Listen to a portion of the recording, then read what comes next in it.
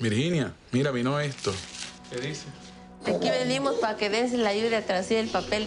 I'm her daughter. I'm gonna help them translate. My name is Hattie, and I'm 13 years old. I live with my mom, dad, and little sister. A new documentary takes a look at a common but often overlooked experience for many Latinos. Nearly 1/3 of Hispanics living in the United States are not fluent in English, leaving younger family members to translate for them in everyday tasks and important decisions. Rudy Valdez directed it. He's joining me live in studio along with Greg Cunningham from U.S. Bank.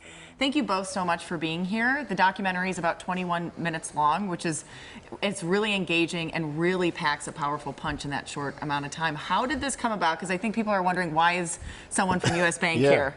Jamie, thanks. First of all, thank you for having me and Rudy. And you know, this film came about because, Jamie, we pride ourselves in listening and being present in community.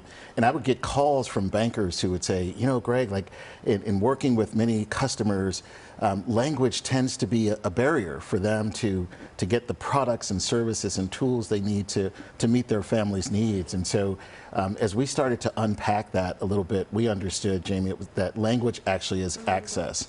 And so we sought out to find a partner like Rudy who could help us bring voice to these 11 million kids and families who translate for their families. And what they're translating is truly everyday things like financial documents, government documents, medical documents, as you can see in the film. And so being able to partner with Rudy and bring voice to these incredible families and kids was a really important part of how we think about creating access. Well, and that's, as you said, 11 million kids are going through this. I think for me, Rudy, when I watched the documentary, what was really impactful to me was seeing that elementary school student who is translating, where the teacher is telling him to tell the mom that he never gives up. And I'm getting emotional now watching, you know, thinking about it, where he's having to do that translation.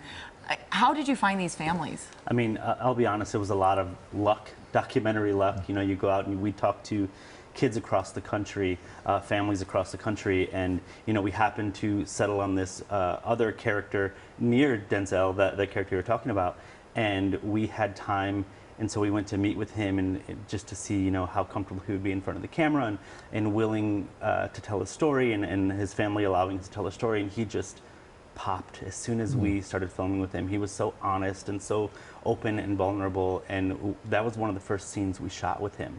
And, you know, there are just these moments when making films and you're like, this is an amazing story. Well, these families did have to be very vulnerable to share their stories. It seems like you have a tendency to do this. You have a second documentary also in the works right now with Carlos Santana. Why did you choose to work on this documentary? You know, when they brought this to me at the very beginning, it spoke to me right away. I was not a child translator. However, my parents had this little Mexican grocery store in Lansing, Michigan that was sort of the hub of our little community. And I can't tell you how many times people walked into that store and asked my parents in Spanish, could you please come with me to the courthouse? Can you please come with me to the school? Can you please come with me to the hospital to translate? And every single time my mom or dad would pick me up, they'd lock the store and we'd be on our way. And so at a very early age, I recognized the importance of language and the access that it gives you. And so as soon as this idea came about, I was like, I'm the person that can tell this. And I wanted to be a part of telling the story, because my whole spine of why I'm a filmmaker and why I'm here is to tell the stories of unheard voices and commonly unheard voices. Well, I think it's something that we've discussed even in newsrooms. We have many people behind the scenes working for us who came to me and said, oh, I've been in this situation with my own family. And until you actually see it, I don't know that you realize the impact. So I'm so grateful that you two partnered together, and thank you so much for being with us this morning. I hope people will check it out.